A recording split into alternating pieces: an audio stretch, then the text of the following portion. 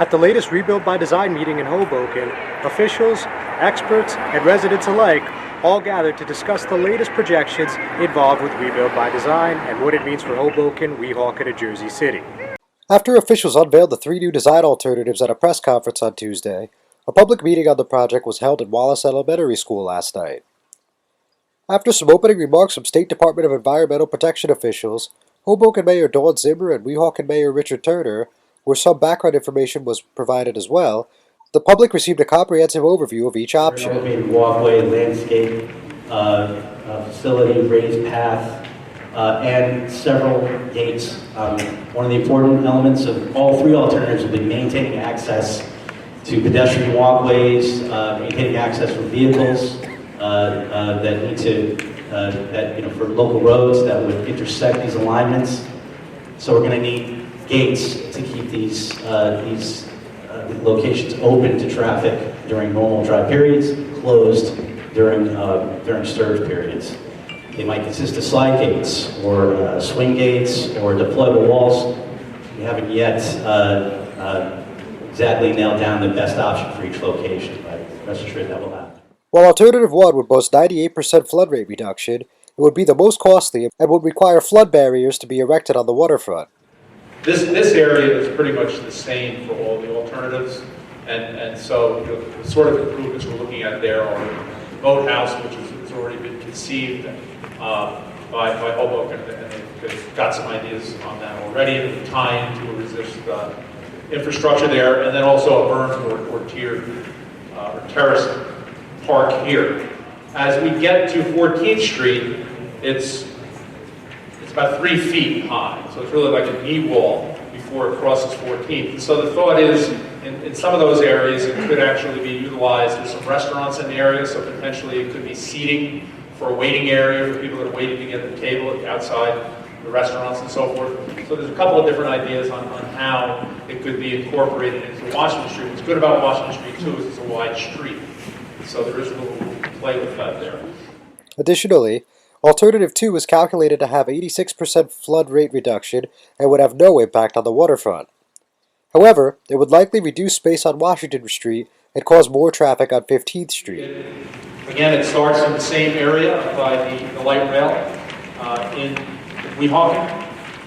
And this one kind of comes down and goes along the light rail tracks to Weehawken Cove. We kind of have discussed the area at the west end of Weehawken Cove.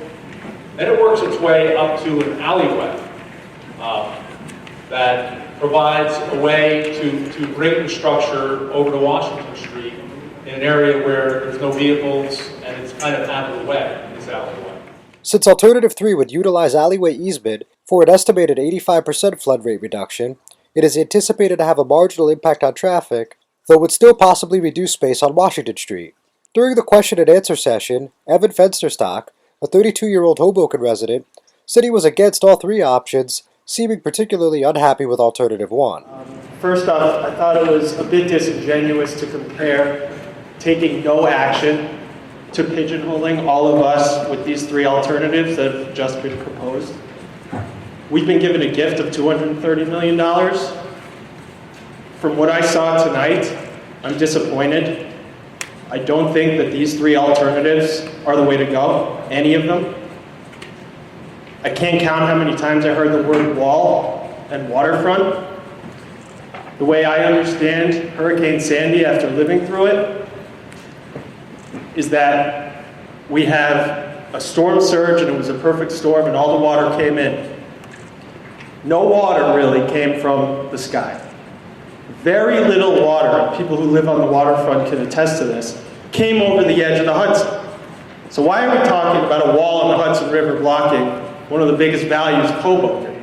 Spann, Zimmer, and Turner made it a point to respond, with the Weehawken mayor catching the public off guard by stating, Option 1 is dead on arrival. But these are the 3 alternatives. I will say that it's very well documented that water came up over the edge at Weehawken Cove and came up over the edge through long slip in areas by New Jersey Transit, with all due respect to your opinion. I understand your concerns, and I understand the concerns about the wall, but as Laura, kind of this is a design process. And so we have a waterfront all of the alignments go along the Weehawken Cove. We have a boathouse that we have a conceptual design, and we have new ideas that I just heard last night from some residents. So we have a beautiful waterfront to design, and we can make it a beautiful park that also protects our city. The experts say we shouldn't say this. Option 1 is dead on arrival. There's not enough money to do it. It's too high.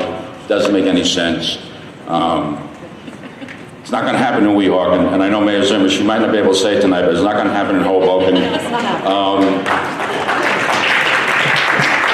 And 2 and 3, Weehawken live with 2 and 3. You know, we're, like I said earlier, we're a little different. It's not going through our neighborhoods.